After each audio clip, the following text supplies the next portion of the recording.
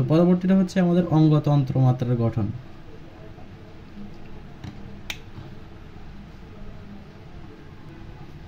So এটা বোঝার জন্য প্রথমে তন্ত্র কী জিনিস সেটা জানতে হবে। আমরা অঙ্গ সম্পর্কে জেনেছি, আমরা যদি তন্ত্র সম্পর্কে বলি তোমরা নিশ্চয়ই পরিপাকতন্ত্র,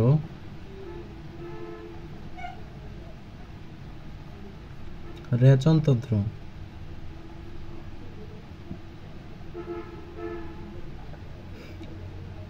এবং রক্ত সংবহন তন্ত্র, এই তিনটা ওয়ার্ড শুনেছ। এগুলো সবগুলো হচ্ছে তন্ত্রের নাম। কিসের নাম? এখন তোমাকে আমি হিউম্যান বডি সম্পর্কে আগেই বলেছি, ধরো এখানে আমি আবার বোঝাই।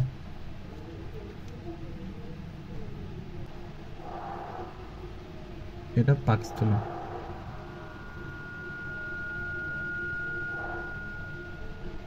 এটা হচ্ছে খাদ্যনালী। খাদ্যনালীর মধ্যে কি কি আছে? গলবিল, শ্বাসরন্ধ্র, এগুলো আছে। তো আমি এগুলো সবগুলো লিখছি না। তো প্রথমে আমাদের পরিপাকতন্ত্র দিয়ে বোঝাই। এই খাদ্যনালী থেকে শুরু করে, খাদ্যনালী যদি আমরা একটা অঙ্গ ধরি,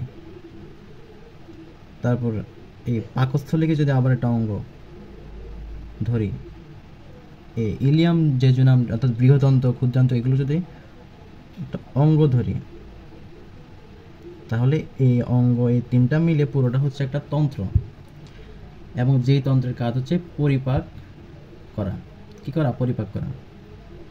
অর্থাৎ অনেকগুলো অঙ্গ মিলে যখন একটা কমন একটা কাজ করবে তখন সেটাকে বলা হবে তন্ত্র। তো আশা করি বোঝা গেল।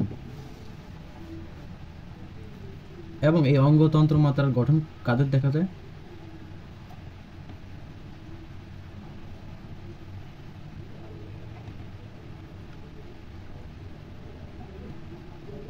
আর্থ্রোপোডা থেকে শুরু করে একদম কর্ডাটা পর্যন্ত ম্যাক্সিমাম পর্বে দেখা যায়। এবং সর্বপ্রথম দেখা যায় এটা হচ্ছে নিমার্টিয়ান নামক সামুদ্রিক প্রাণীতে। নিমার্টিয়ান নামক সামুদ্রিক প্রাণী, নিমার্টিয়ান নামক সামুদ্রিক প্রাণীতে। এখান থেকে কী কী মনে রাখতে হবে? বেসিকলি এখান থেকে শুধু উদাহরণগুলো মনে রাখতে হবে। যেমন কোষীয় মাত্রা হচ্ছে পরিফেরা, কোষ টিস্যু মাত্রা হচ্ছে নিডারিয়া, টিস্যু অঙ্গ মাত্রা হচ্ছে প্লাটিহেল মিনতেস, আর অঙ্গতন্ত্র মাত্রা হচ্ছে বাকি ম্যাক্সিমাম পর্বগুলো। আর এখান থেকে তোমরা শুধু মনে রাখবে প্রথম দেখা যায় নিমার্টিয়ান নামক সামুদ্রিক প্রাণীতে। অঙ্গতন্ত্র মাত্রা কোথায় দেখা যায়? প্রথম নিমার্টিয়ান সামুদ্রিক প্রাণীতে। তো তাহলে আমরা দেহের আকার সম্পর্কে পড়েছি এবং ক্রমতা সম্পর্কে পড়েছি। এখন আমরা জীবন পদ্ধতি সম্পর্কে পড়ব। সো আজমল স্যারের বইতে 4 ধরনের জীবন পদ্ধতির কথা বলা হয়েছে। একটা হচ্ছে মুক্তজীবী, পরজীবী, মিথজীবী এবং সহজীবী। আগের যে এডিশনগুলো ছিল সেখানে সহজীবী কোনো ধরনের প্রাণীর কথা উল্লেখ করেন। নতুন এডিশনগুলোতে তিনি এটা অ্যাড করে দিয়েছেন। প্রথমে মুক্তজীবী কারা? যারা পৃথিবীর পরিবেশে মুক্তভাবে বসবাস করে, মুক্তভাবে বসবাস করে, অর্থাৎ এদের কারো কোনো ধরনের সাহায্যের প্রয়োজন নেই, এরা নিজেরাই ফ্রি, মুক্তভাবে বসবাস করবে। তাহলে এই ধরনের প্রাণীর উদাহরণ হচ্ছে কবুতর।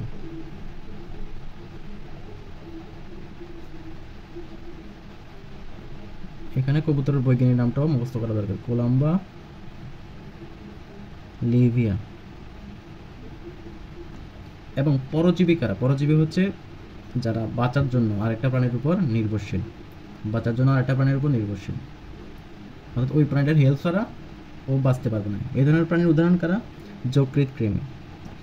যকৃৎ কৃমি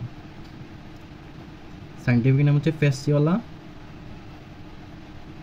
হেপাটিকা।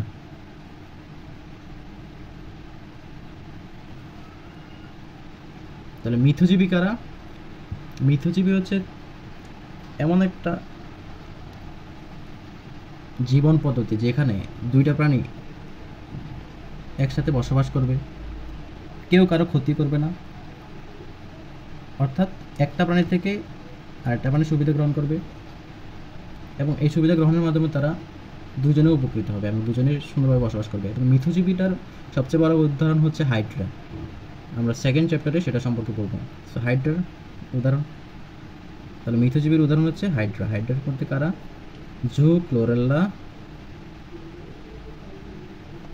শৈবাল এবং হাইড্রা ভিরিডিজিমা। এখানে কাদের মধ্যে মিথজীবীরা? হাইড্রা এবং শৈবালের মধ্যে। পরবর্তী জীবন পদ্ধতি হচ্ছে সহজীবী। সহজীবী কারা? সহজীবী হচ্ছে এমন এক ধরনের প্রাণী যেগুলো একটা পোষক দেহের সাথে সংযুক্ত থাকবে। এরা কোনো ধরনের ক্ষতিও করবে না বা কোনো ধরনের উপকারও গ্রহণ করবে না। অর্থাৎ এদের বৈশিষ্ট্য হচ্ছে কোনো একটা প্রাণীর সাথে লেগে থাকবে। এই ধরনের প্রাণী হচ্ছে শার্কের রেমোরা শার্ক। স্ক্রিনে তোমাদেরকে একটা ছবি দিব রেমোরা শার্ক সম্পর্কে। ধরো এটা একটা শার্ক এবং এই শার্কের গায়ে এরা ছোট ছোট এই রেমোরা শার্কগুলো ওদের মুখের পাশে বা গায়ের পাশে এভাবে লেগে থাকে। সো আশা করি সহজীবী উদাহরণটাও বোঝা গেল এবং এদের ইংলিশ নামগুলো অনেক ইম্পর্টেন্ট। প্রথমত মুক্তজীবী, ফ্রি লিভিং। পরটা হচ্ছে পরজীবী বা প্যারাসাইট। মিথজীবী হচ্ছে সিম্বায়েন্ট আর সহজীবী হচ্ছে কমেন্সাল। তাহলে জীবন পদ্ধতি হচ্ছে 4 ধরনের। প্রথমটা হচ্ছে মুক্তজীবী এবং এর উদাহরণ হচ্ছে কবুতর, যার বৈজ্ঞানিক নাম হচ্ছে কুলাম্বা লিবিয়া। আর দ্বিতীয় হচ্ছে পরজীবী, যার বৈজ্ঞানিক নাম পরজীবী, যার উদাহরণ হচ্ছে যকৃৎ কৃমি এবং বৈজ্ঞানিক নাম হচ্ছে ফ্যাসিওলা হ্যাপাটিকা। আর মিথজীবী হচ্ছে হাইড্রা এবং শৈবালের মধ্যে। আর সহজীবী হচ্ছে রেমোরা শার্ক।